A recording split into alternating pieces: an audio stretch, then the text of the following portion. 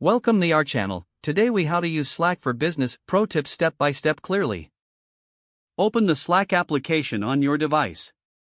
Create a workspace by clicking on the Create a Workspace button. Follow the prompts to enter your email address and confirm it.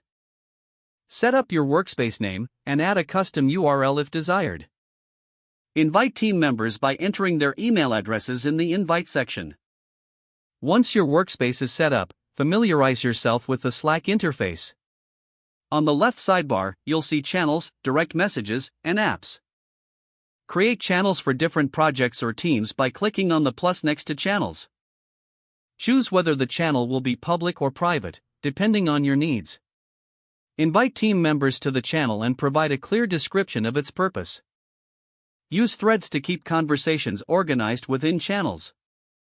To start a thread, hover over a message and click on the Reply in Thread option. Encourage team members to use threads to reduce clutter in the main channel. Utilize direct messaging for quick conversations with individuals or small groups.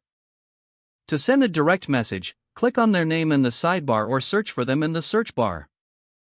Share files and documents by dragging them into the message field or using the attachment icon.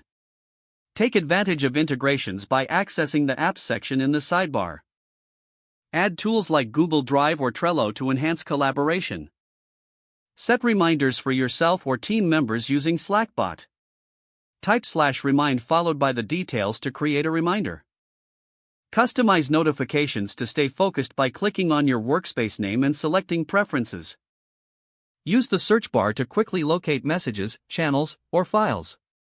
Leverage keyboard shortcuts for a more efficient experience. For example, press Ctrl+K to quickly switch between channels or direct messages.